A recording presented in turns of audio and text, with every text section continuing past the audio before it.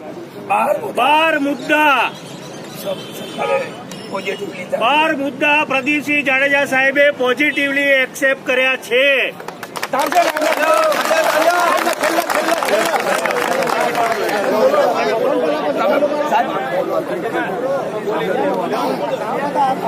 અવાજ હોય ને બોલો.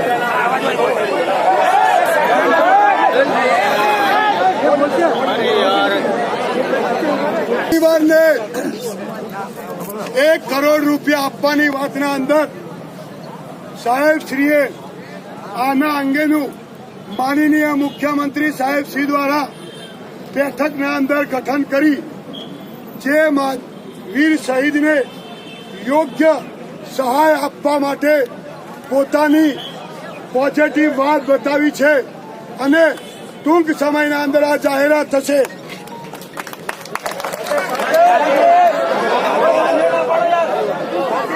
સાંભળી લો, ગુજરાત સરકાર શ્રીમાં વર્ગ 1, વર્ગ 3 અને વર્ગ 4 ના અંદર અનામતની અંદર ચર્ચા વિચારણા કરતો સાહેબશ્રીએ એમ કહેવામાં આવ્યું કે આના અંદર ગુજરાતના માજી સૈનિકોનું 10%, 20% ને 1% માટે ચુસ્ત પાલન થશે.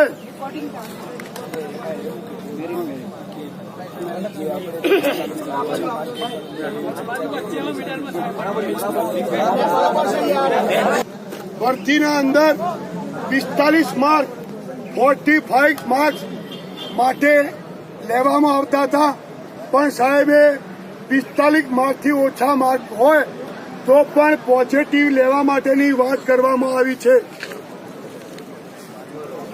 માજી સૈનિકોના પરિવારને જીવન નિર્વાહ સરકારી જમીન ખેતી કરવાના રહેણાંકના પ્લોટ માટે મહેસૂલ વિભાગના સચિવ સાહેબ ત્યાં ઉપસ્થિત હતા. દરેક વિભાગના આજ સુધી આ ગુજરાત સરકારમાં આવી મિટિંગ નહીં થઈ, એવી મિટિંગ આજે દરેક સચિવશ્રીના અધ્યક્ષસ્થાનમાં સાહેબશ્રીએ લીધી છે. તો જીવન નિર્વાહ માટે સરકારી જમીન ખેતી અને રહેણાંક હેતુ પ્લોટની વાત કરવામાં આવી તો તાત્કાલિક એની અમલવારી સરકારના અગાઉના GR પ્રમાણે એનો તાત્કાલિક અમલ કરવામાં આવશે.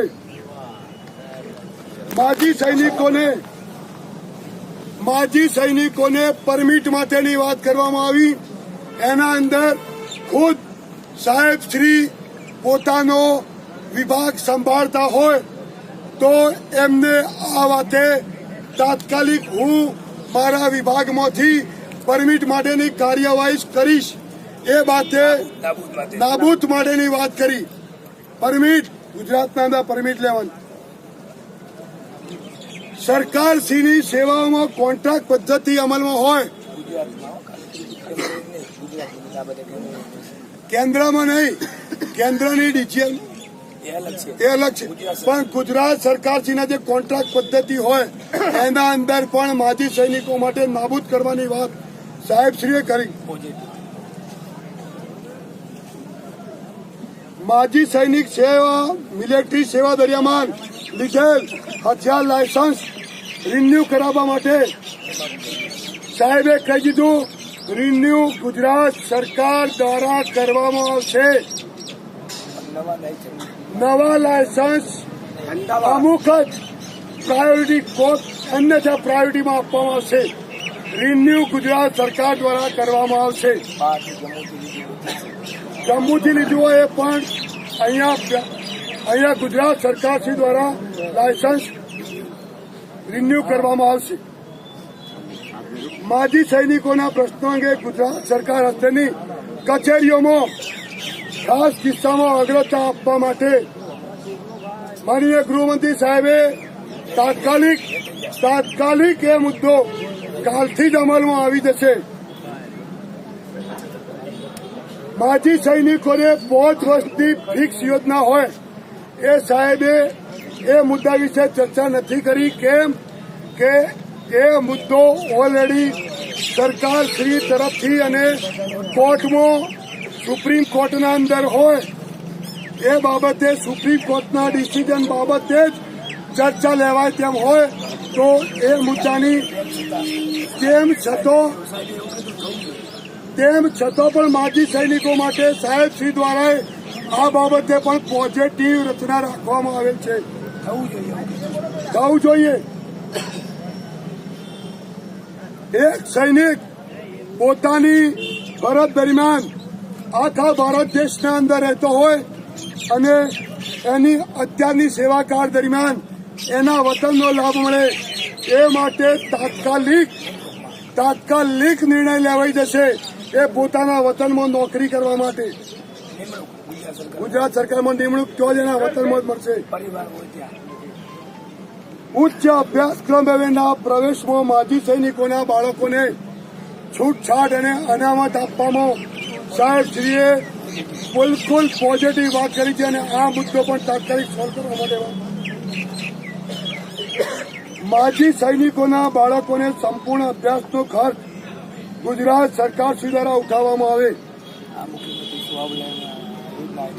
આના અંદર માનનીય મુખ્યમંત્રી શ્રી સાહેબની સ્વાવલંબન યોજનાના અંદર કોઈ પણ અરજી હોય એને તાત્કાલિક નિકાલ ગુજરાત સરકાર શ્રી દ્વારા આપવામાં આવશે એવી ખાતરી આપવામાં આવી.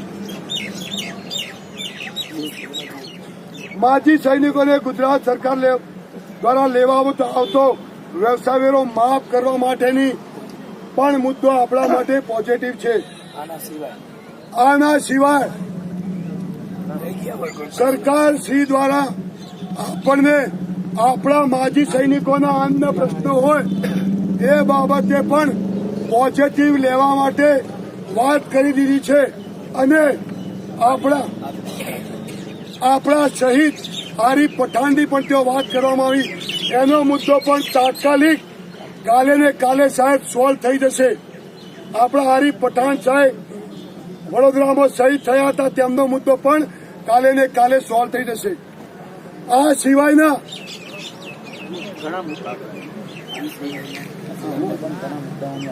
સિવાયના આપણી પાસે ઘણા બધા મુદ્દાઓ છે. માજી સૈનિક અને વીર નારીઓના ઘણા બધા મુદ્દાઓ છે.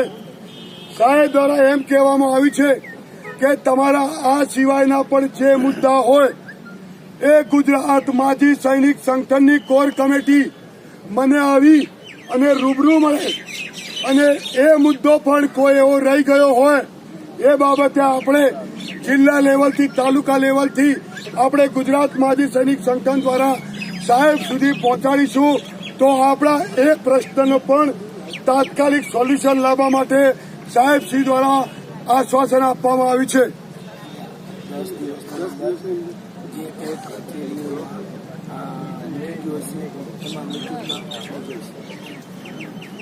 સાહેબ શ્રી દ્વારા આપણા જે મુદ્દા છે એને 10 દિવસના અંદર હું કહેવા માંગુ આપણા મુદ્દા 14 છે. 14 ગુજરાત સરકારની અલગ અલગ કચેરીના હોય એનો સાહેબ શ્રી દ્વારા અલગ અલગ કચેરીઓમાં પત્ર પાઠવી 10 દિવસના અંદર આપણી કોર કમિટીને બોલાવી એની રૂપરેખા તૈયાર કરી અને એને મુદ્દાઓને તાત્કાલિક અમલ કરવા માટેની બાંયધરી આપવામાં આવી છે. એ કોર કમિટીમાં આપણા પ્રમુખ શ્રી નિમાવત સાહેબ ખુદ એના અંદર જશે અને આપણા મુદ્દાઓને ત્યાંથી અમલીકરણ કરી અને લાવશે.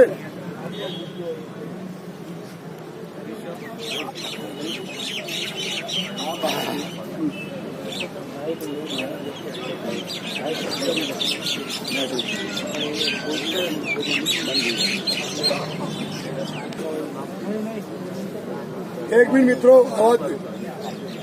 હવે